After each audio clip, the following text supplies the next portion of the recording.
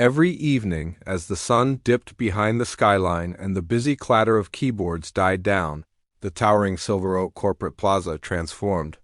Where hours earlier high heels had clicked down hallways and espresso machines had hissed with purpose, now only silence lingered except for the soft hum of fluorescent lights and the rhythmic squeak of a mop being dragged across polished marble floors.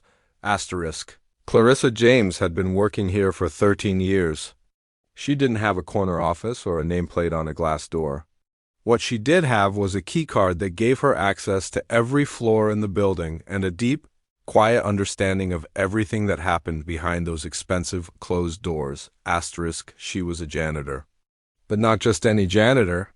She was the kind of woman who knew which executives took afternoon naps in their offices and which interns used the fire escape for secret smoke breaks.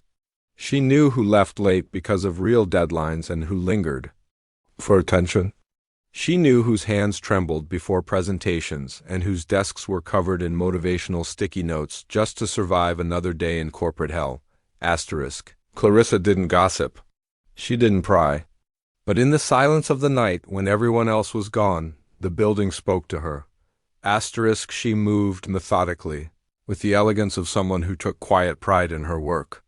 Her uniform was always crisp, her movements efficient.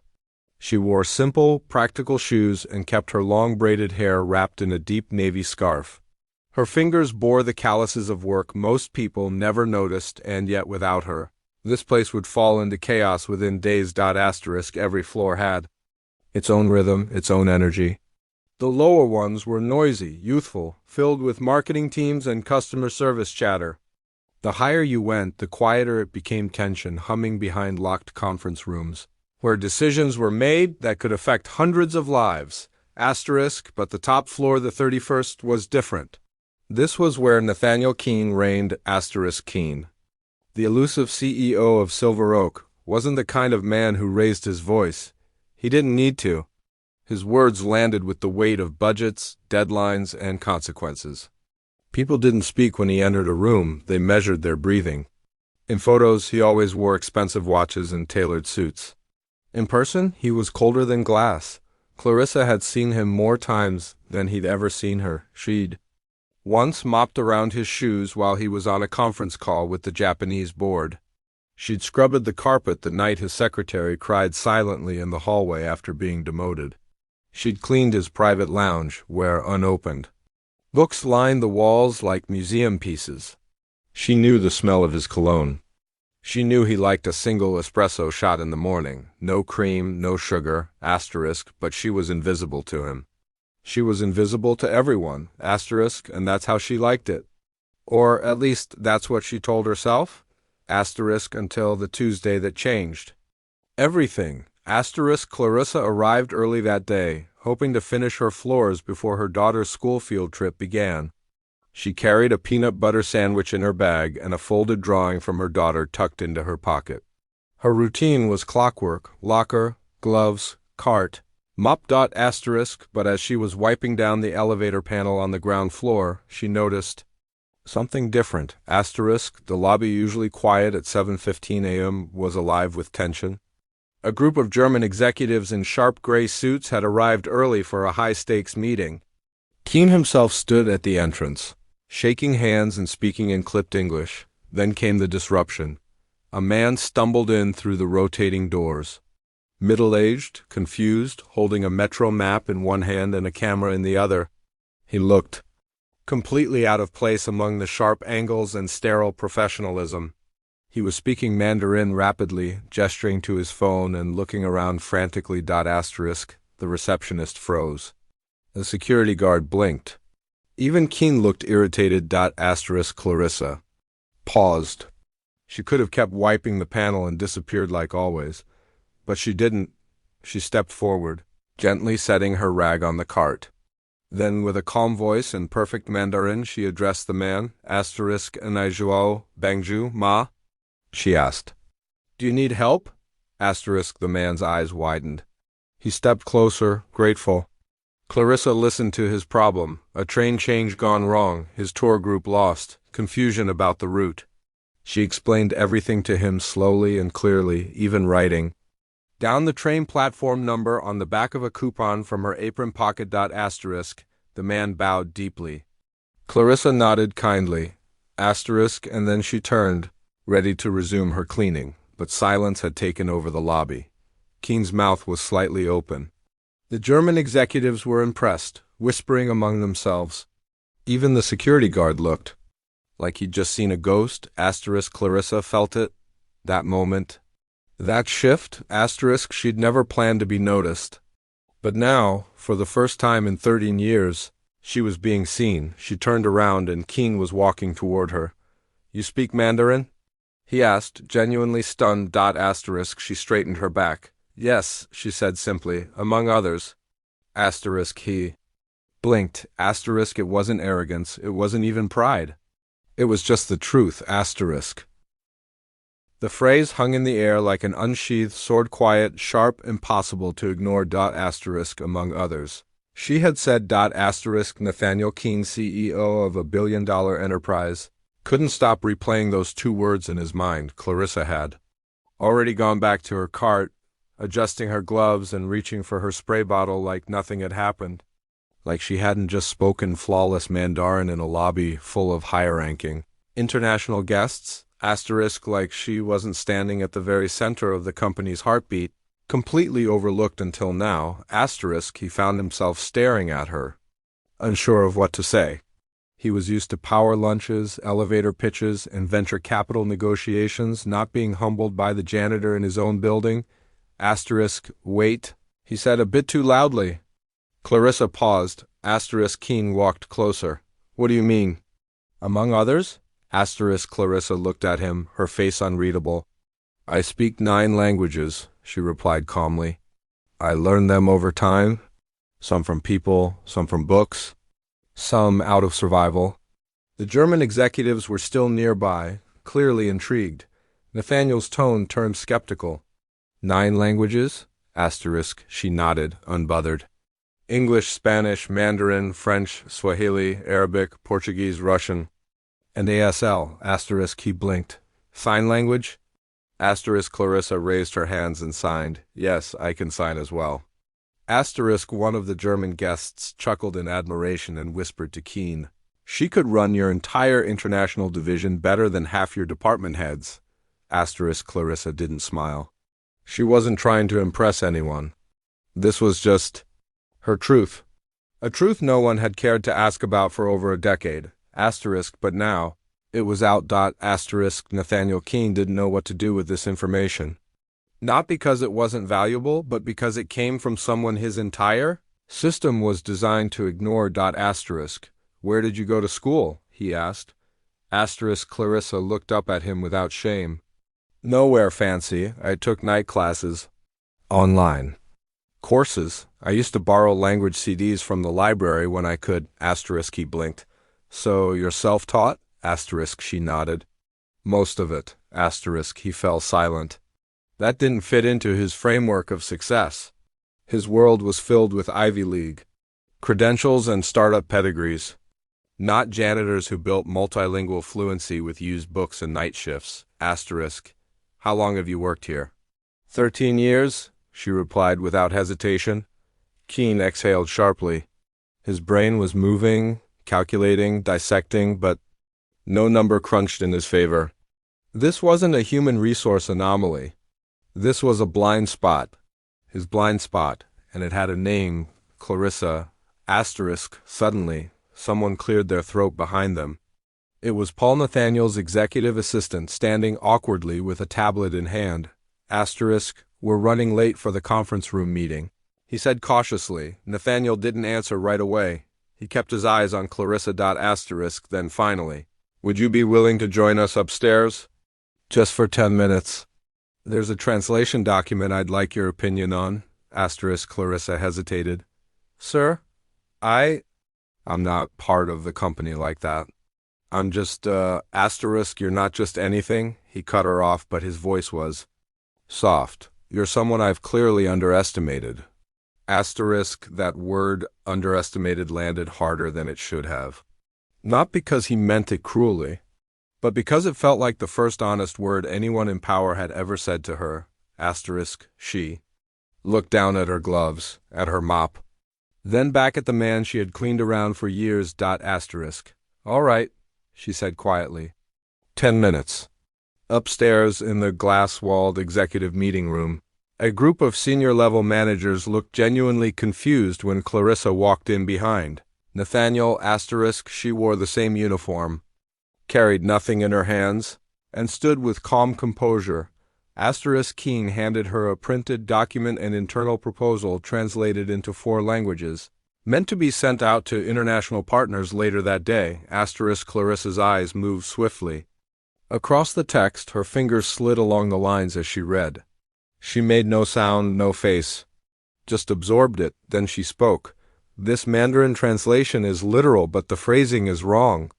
It's technically accurate, but culturally offensive. You'd insult the Beijing office with that tone. Asterisk, she continued, pointing out a grammar mistake in the Portuguese section, a clunky sentence in the Spanish, and an entire miscommunication. In the French version that could collapse the investor pitch, silence, then slowly.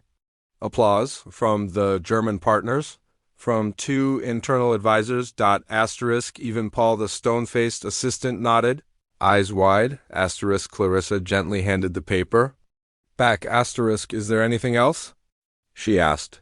Keene shook his head, unable to form words. She nodded and turned to leave, expecting that to be it, that she had served her 10 minutes and would now return to being invisible.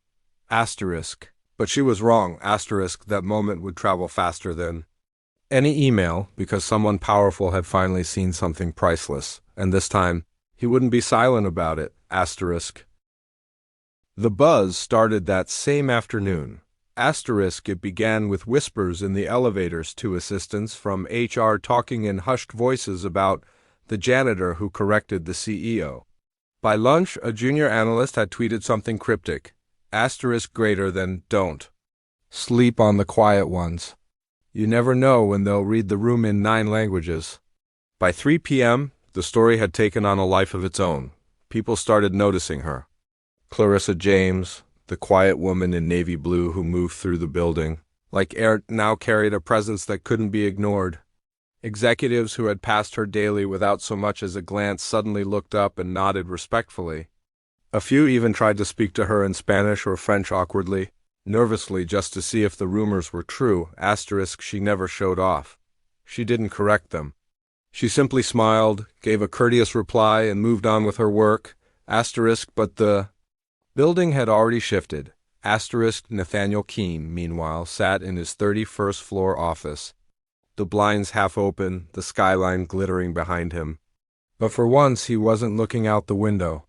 He was staring at Clarissa's file. Asterisk, it was thin. Too thin. A standard employee record with basic employment dates, emergency contact info, and not much else. Asterisk, there was nothing about her skills. Nothing about her studies. Nothing about the woman who had just saved him from sending out an international memo that could have cost the company millions in bad press. Asterisk, he leaned back in his chair, the gears in his mind turning. Asterisk, get me facilities, he told his assistant. And call comes. I'm rewriting my opening remarks for tomorrow's leadership summit. The next morning arrived with the usual tempo coffee carts, card swipes, rushed meetings, but there was tension in the air. People had heard whispers that something big was going to happen during the all-hands meeting. Most assumed it was another restructure. Others feared layoffs. No one expected what came next. Asterisk, at precisely 9 a.m., employees from all departments filed into the corporate auditorium. Keene stepped onto the stage in his classic gray suit, calm and unreadable as ever. Asterisk, good morning, he said into the mic. I was going to talk today about innovation, market disruption, and future growth. He paused. But that can wait. Because yesterday I witnessed something far more disruptive than any algorithm. The room fell silent. I saw a woman step in, solve a crisis, prevent an international embarrassment, and walk away without expecting applause. I realized in that moment how blind we can be. How easy it is to ignore brilliance when it doesn't wear a suit or carry a title. Asterisk, there were murmurs. Then stillness, he continued. We speak about talent as if it only exists on resumes. We look for leadership in people who already hold power. But sometimes leadership wears gloves and scrubs conference tables after midnight, and then he did something no one expected. He called her up. Clarissa James, would you please join me on stage? The room erupted in whispers. Clarissa, who had been standing near the side entrance in her uniform, froze. Dozens of eyes turned to her, some shocked, some confused, some wide with admiration. Slowly, she stepped forward. She didn't walk like someone seeking attention. She walked like someone who had nothing to prove, but still carried the weight of her entire life on her shoulders. When she stood beside him, Keen turned to the crowd. This woman speaks 9 languages. She corrected flaws in documents that our paid translation consultants missed. She has served this company for over a decade without a single complaint. He looked at her, and she deserves better than silence. The room exploded in applause. Some people stood. Others wiped their eyes. Even the more cynical executives who rarely reacted to anything found themselves clapping. Clarissa stood there, composed but humbled. The moment stretched, carved into the memory of everyone present. Keen handed her a small envelope. This is a formal invitation, he said, to join our global communications division as a cultural liaison. We'll handle the rest: training, logistics, title. You've already proven yourself. Clarissa's hand trembled slightly as she took it. She didn't cry, but her voice broke just a little when she finally spoke into the microphone. I didn't do it to be seen, she said. I did it because someone needed help, and I could. A long pause. But thank you for finally seeing me. And with that, a janitor walked off the stage, not as the help, but as a leader. The corner office on the 27th floor didn't have her name on the door yet, but the sunlight pouring in through the tall windows seemed to greet her like it had been waiting all these years. Clarissa James stood silently in the middle of the room. No mop, no cart, just her new ID badge, and the soft hum of potential filling the space around her. It had only been a week since the summit, since the entire company saw her story unfold on stage. And yet it felt like she'd stepped into an entirely different world. The marble floors were the same. The walls hadn't changed. But now, when she walked past, people didn't look through her. They looked at her with respect, with curiosity, with recognition. It was new and strange, and overwhelming in the quietest of ways. Her title was now Cultural Liaison and Multilingual Communications Specialist. A mouthful, but one she wore like armor. Her job was to oversee global correspondence, bridge language gaps in outreach campaigns, and help train internal teams on cultural nuance during international negotiations. But more than that. She was a symbol. The company had unknowingly held a diamond in its basement, and now they were scrambling to polish it for the world to see. Her first week was a flurry of handshakes, onboarding sessions, and video introductions with global branches. The Paris team greeted her with warmth. The Tokyo office bowed in admiration after hearing her accentless Mandarin and clean Japanese phrasing. The Dubai branch's regional lead even paused mid-call and said, "You're the janitor who rewrote the rules, aren't you?" She laughed softly and said, "Former janitor, but yes, still rewriting." Despite the praise, Clarissa kept her head down and her expectations low. Her story might have opened the door, but she knew better than most. Staying in the room took more than applause. It took discipline. It took grace. It took proving yourself daily without losing yourself in the process. That moment came sooner than expected. 3 days into her role, she was called into a major pitch meeting. A global luxury brand from South Korea was considering a partnership with Silver Oak. The deal had been on shaky ground due to cultural missteps and awkward translations. Clarissa was invited not as a guest, but as part of the lead team. The room was packed. Projectors glowing, numbers flying. Tension thick. Midway through the meeting, the Silver Oak executive in charge began reading the presentation slides that had been translated into Korean. Clarissa's face changed immediately. She didn't interrupt, but she leaned over and gently slid her handwritten version toward him. Asterisk, this word you're using, she whispered. It sounds like you're accusing them of being cheap, asterisk. The man blinked. Asterisk, what should it say? Asterisk, Clarissa scribbled in silence. A replacement phrase, gentler, respectful, with honor baked into the tone. He used her line on the spot. The Korean representatives visibly relaxed. One of them smiled for the first time, asterisk, by the end of the pitch. The deal was not only salvaged, it was strengthened, asterisk. Clarissa's quiet correction had shifted the entire room. No one clapped. No one bowed. But every eye that had once doubted her now carried something else, trust. Later that day, as she packed up her notes, Mr. Keene stopped by her office. Asterisk, you saved that meeting, he said simply, asterisk. Clarissa shrugged. I just did my job. Asterisk, he leaned against the doorframe, folding his arms. You know, I used to think leadership meant making bold speeches and signing contracts. Asterisk, and now? She asked. Asterisk, now I think leadership means knowing when to shut up and listen.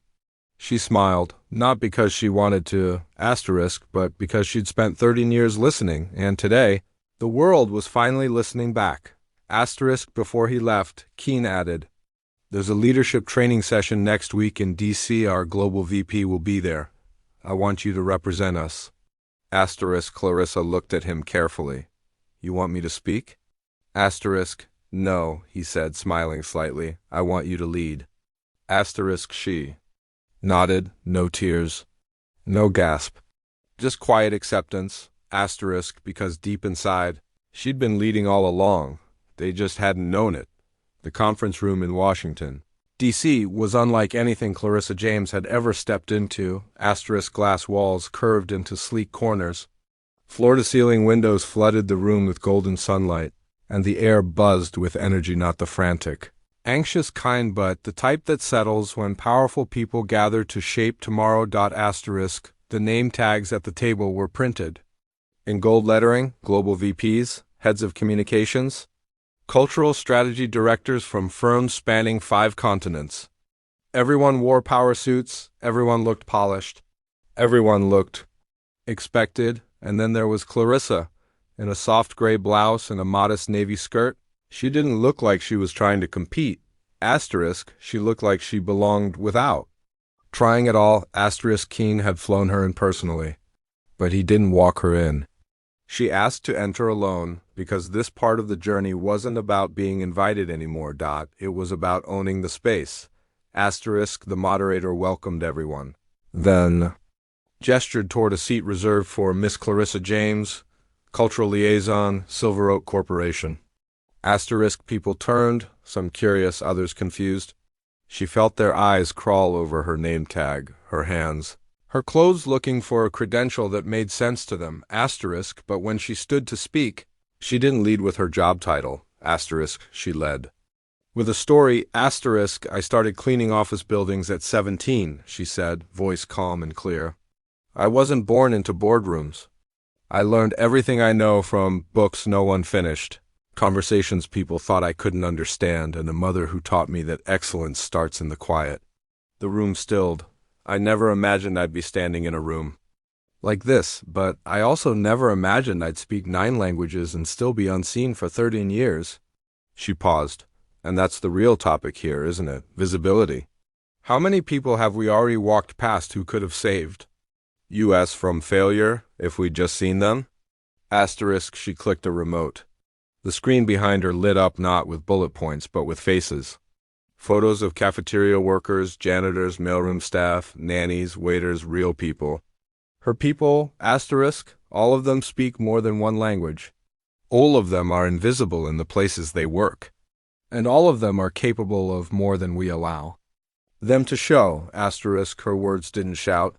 They didn't demand, they invited. By the end of her presentation, people didn't just clap, they stood, and not because she had a tragic story, but because she held a mirror up to the room. And they saw their own failure to notice. 2 weeks later, Clarissa returned to Silver Oak, but something was different. At the front desk, Her ID badge no longer required a manual override. Asterisk her photo was displayed on the company's internal newsletter with the headline, asterisk from janitor to leader, the voice we needed. Asterisk she'd inspired 3 departments to start internal mentorship programs. She'd been invited to speak at Google, the United Nations Language Initiative, and Columbia University all within the same month.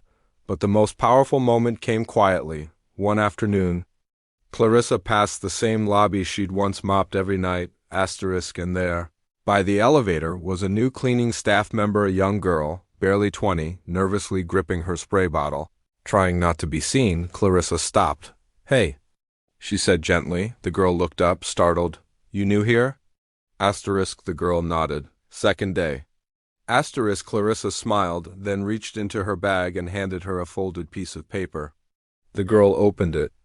It was a printed flyer for Silver Oak's new Employee Discovery Initiative, a company-funded program where staff could submit hidden talents, training backgrounds, or skills. For promotion or career advancement, asterisk, the girl looked up, eyes wide. "They really read these?" "They do now," Clarissa said. As she walked away, the girl whispered, "Thank you, ma'am." Clarissa paused. "Don't thank me," she replied softly. "Just be ready when they call your name." And that was it. Asterisk from that day forward, Clarissa wasn't remembered as the janitor who spoke 9 languages. Asterisk, she was remembered as the woman who made the world listen to the people they had ignored for too long. Not with noise, not with power, asterisk, but with clarity, courage, and a voice that had waited 13 long years to be heard, asterisk.